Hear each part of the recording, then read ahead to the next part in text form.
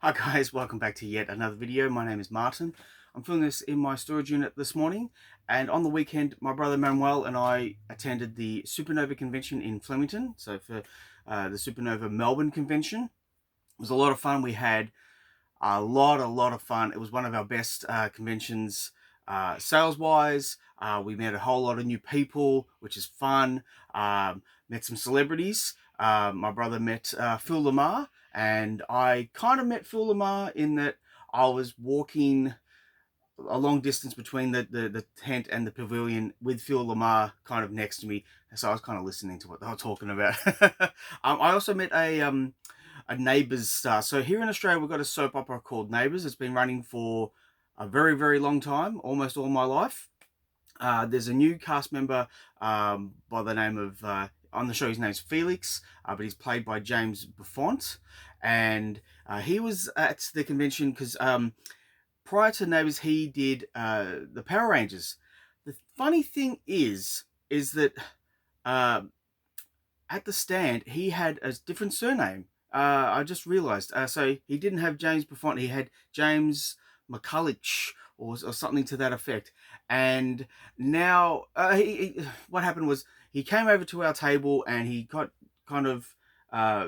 He saw one of our books and he was interested, so he came over and he bought it and we had a chat. And I said, "Hey, I know you. You play Felix on Neighbours." And he's like, "Oh yeah, cool."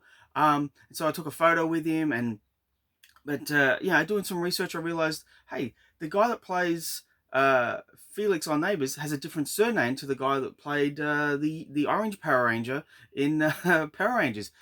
Now I'm wondering, is it a different actor, two different actors that just look really alike, like really alike? But anyhow, I'll find out after the fact. Now, I've got a bunch of books to show off. I bought a fair few local books, which I'm going to parade, but I also got a commission from a Malaysian artist called Red Code, and that's his signature down there. And this is my creation, Drop Bear Jr. So Red Code was nice enough to do this, and he did an amazing job on this commission. And I had to kind of stop myself from constantly going over to his table. So he was there with his mate, and I can't remember his mate's name, but they were the two Malaysian artists, and they were phenomenal artists.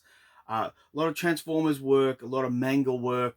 Um, Red Code does monsters. He does monsters very well. And yeah, I would constantly be going over to the table and just having a bit of a sticky beak because, yeah, whoo boy, absolutely incredible artwork. So I'm very happy to have that. I'm just going to put that over there very carefully. Now, I'm going to show off the books that I got uh, on the weekend, and I'm going to end on a big key. So the first one I got is The Demon, issue 12, by Jack Kirby, obviously. Yeah, so I got issue 12, and for free, I got issue 13. I got it for free because there's some damage inside, and the seller just said, I don't think it's actually worth a lot of money. So yeah, you get it for free. So there we go. I got The Demon issue 13 for free. The next one I got is Ghosts issue 37, and this guy, look, he had a sign up on his at his booth saying we accept all credit cards, and so I bought this and I bought three other books from him, and they were $4. Sorry, they were $20 for four books, and yeah, so he said, "Oh, if you're gonna pay with card, you have to go over to the booth over there, which is a separate seller. Tell him that you bought a $20 purchase from me, and then bring the receipt back over here, and then I'll give you the books." And I cracked the shits because you don't accept all credit cards. He accepts all credit cards. You only accept cash. So I got a 20. I said, "Here, just stop stuffing around." And it's not the first time it's happened with this guy. It's just like, mate, if you're only going to accept cash, just say, we only accept cash. Anyhow, I got this. I'm very happy to have it. I got it for this, The Haunting in the White House. I'm very interested to read that story. But yeah, that was a bit of a a story to tell about that seller. I'm not going to mention who it was. Now, the next book is by Cynation Comics. So Cynation Comics, and it's Gods Among Men. So I'll bring the right up here. Psy Nation. Don't know if you can see it because it's glary, but they have they've hit Facebook, they've hit Instagram, and it's two Asian brothers called the Mac Brothers, and these guys dressed sharp. One had a red jacket, like a red suit on. The other had this lovely grey suit on, and I saw their girlfriend or partner, or there was a lovely lady sitting next to them, and I said, "You guys look $1,000,000. This looks incredible." And it was the first time they've done a convention, so they were very happy. I got a photo with them. They were just the nicest guys and girl, and yeah, very happy to get this. As you can see, it's got mature content, so that's going to be a fun read. But yeah, that's the Mac Brothers, MAK. And that's Psy Nation Comics.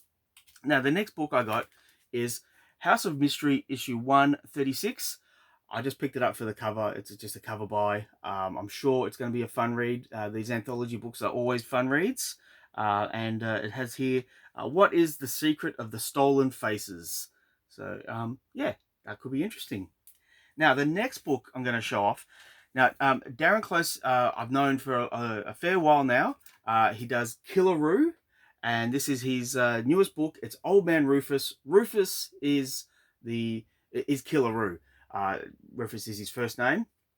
And Darren came up with this idea for what would Killaroo be like as an old man. And so we have Jamie Johnson doing the cover, and we have Ryan Vella doing the art, the interior art, and Darren's written the story. But we also have, coming later this year, we've got Horror Comes to the Outback, and we have Killaroo here. It looks absolutely fantastic. I wonder who drew this. This looks like a Francesco Francavilla artwork. But anyhow, it's horror.killaroo.com. So very excited to finally read this. I've been following Darren Close's progression with this story, and yeah, should be a fun read. Now, the next one is also another local comic book, and it's by E.D. Kersley. E.D. Kersley, and it's called Radical. And yeah, much like Aussie Battler and the Down Unders, he is an Aussie superhero based in Melbourne, and he's this is the first issue. There's 3 issues. I only bought this one, and I bought issue 2. I'll explain this in a sec why I bought issue 2. But he's just gotten the power, so he's learning how to use them, and it really is just a lot of fun. It's bold, fun artwork that leaps off the page. So it was an instant buy for me. But yeah, so it's E.D. Kersley, and it's radicalcomic.com if you want to go there. He's also on Facebook, and he's on Instagram at ED Monkey, so monkey with a U. And yeah, so there we go. That's the first issue, and I also bought the second issue, and the reason why I bought it, there's a villain, could be a villain, I have to read it, but there's a guy in this book who has a contraption around his junk, and he has laser balls. So kind of like Cyclops coming out of the eyes, this laser comes out of his balls.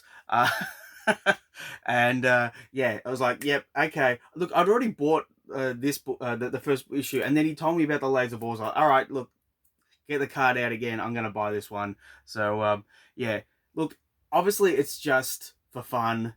So it's right up my alley. Comics are meant to be fun. They're meant to be enjoyed, and I think I'm going to enjoy that. Now, the next one I bought, and this is also from the guy who accepted cards only, cash only. I bought 3 copies of Ravage 2099 #1 to go with my many collections, and I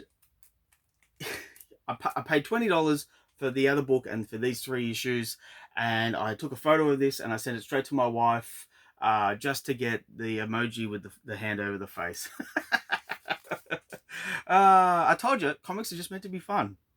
Okay, the next one I got, Swamp Thing issue 15, and I got this from my mate Bruce. Bruce is a long-time seller at these conventions and on Facebook and online. Yeah, just I love the cover. I just went, yep, let's do that. That looks great to add to my Swamp Thing collection. Now I've got 5 more to go. Yeah, 5 more. Okay, the next one is Sidrus Perceptions. So it's actually called Sidrus, but then the subtitle is Perceptions, and it's an anthology.